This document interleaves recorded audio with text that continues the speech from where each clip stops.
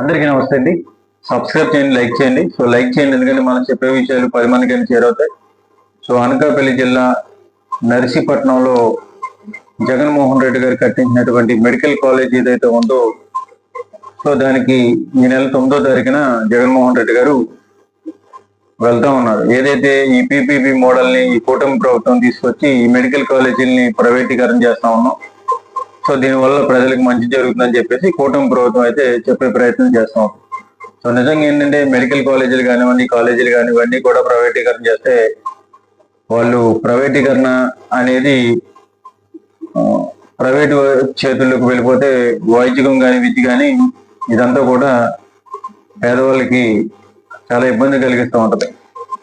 మన వాళ్ళు అయితే ఇప్పటికే విదేశాలు వెళ్ళి ఈ మెడికల్ సీట్ల గురించి చదువుకుంటూ ఉన్నారు. అంత దూరం వెళ్ళవలసిన లేకుండా జగన్మోహన్ రెడ్డి గారు మన రాష్ట్రంలోనే చదువుకునే విధంగా ఈ మెడికల్ కాలేజీని ఇవన్నీ కూడా పేదవాళ్ళని దృష్టిలో పెట్టుకుని తీసుకురావడం జరిగింది. వాటిని దాంట్లో 10 హాస్పిటల్ తీసుకొని ఈ కూటమి ప్రభుత్వం పీపీపీ మోడల్లో ప్రైవేటీకరణ చంద్రబాబు నాయుడు గారికి దగ్గరైనటువంటి వాళ్ళకి ఇస్తా ఉన్నారని చెప్పి జగన్మోహన్ రెడ్డి గారు చెప్తాం జరుగుతుంది. అయితే జగన్మోహన్ రెడ్డి గారు రేపు నర్సీపట్నం వెళ్ళబోతా ఉన్నారు, రేపు 9వ తారీఖున. దానికి ఆల్రెడీ జగన్మోహన్ రెడ్డి గారు స్టేట్మెంట్ ఇవ్వడం జరిగింది, వెళ్ళడం పక్కా అని చెప్పేసి ఆయన కూడా చెప్పడం జరిగింది.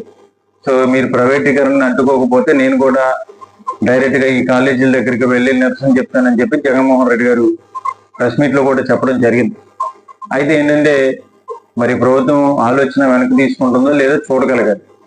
జగన్మోహన్ రెడ్డి గారు ఈ పర్యటనలో కొన్ని ఆంక్షలు కూడా పెట్టబోతా ఉన్నారు. ఏదైతే జగన్మోహన్ రెడ్డి గారు వస్తారో అక్కడ 500 మంది ఉండాలి, ఎక్కువగా ఉండకూడదు, ఉంటే వాళ్ళ మీద కేసులు పెడతామని చెప్పేసి అక్కడ ఉన్నటువంటి నర్సీపట్నంలో ఉన్నటువంటి స్థానిక నాయకులకి పోలీసులు ఆంక్షలు పెడతా ఉన్నారు. జగన్మోహన్ రెడ్డి గారికి నిజంగా ఆంక్షలు పెట్టడం అనేది కొత్త ఏమీ కాదు. ఇటు చిత్తూరు మామిడికాయ రైతులను పరామర్శించడానికి వెళ్ళినప్పుడు కానివ్వండి, వదిలి పొగాకు రైతులను పరామర్శించడానికి వెళ్ళినప్పుడు కానివ్వండి, సత్తెనపల్లి పర్యటన కానివ్వండి, అలాగే మిర్చి రైతులు కానివ్వండి, ఇలా ఆయన ఏ పర్యటన చేపట్టినా కూడా ఆయనకి ఆంక్షలు, ఒక ప్రతిపక్షం నాయకుడిని సెక్యూరిటీ కూడా ఇవ్వకుండా ఆయన్ని ఇబ్బంది పెట్టే ప్రయత్నం అయితే ప్రతి పర్యటనలోనే చేస్తూ ఉన్నారు.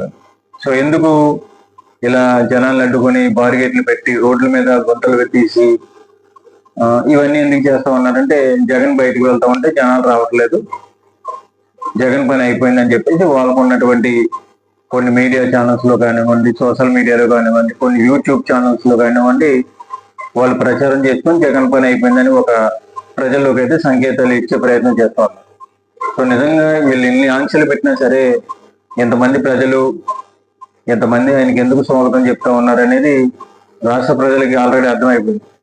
ఎక్కడో ఏదో జరిగింది, జగన్మోహన్ రెడ్డి గారు ఓడిపోతారని చెప్పేసి ఆల్రెడీ సంకేతాలు కూడా ప్రజల్లో గట్టిగానే వినిపిస్తా ఉన్నాయి.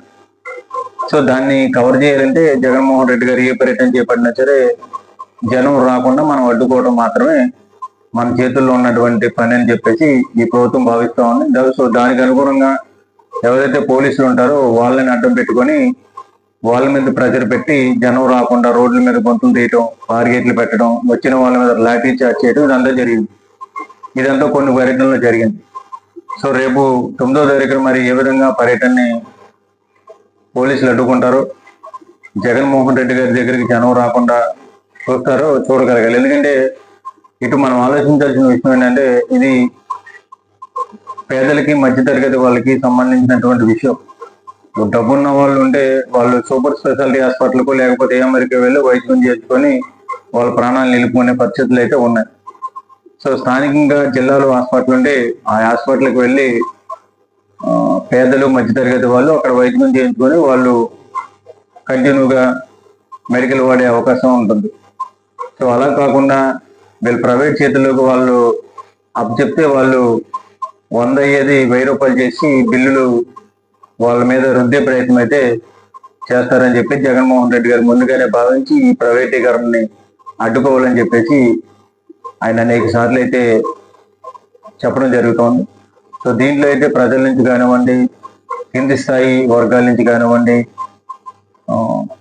అన్ని సంఘాల నుంచి కూడా ప్రైవేటీకరణని అడ్డుకుంటామని చెప్పేసి ఆ స్థానికంగా ఉన్నటువంటి నాయకులు కానివ్వండి, వీళ్ళందరూ కూడా ఈ ప్రైవేటీకరణ చేయడం అనేది కరెక్ట్ కాదని చెప్పేసి కూటమి ప్రభుత్వం మీద గట్టిగానే మాట్లాడుతూ ఉన్నారు. కొన్నిసార్లు నిరసన కార్యక్రమాలు కూడా చేస్తూ ఉన్నారు.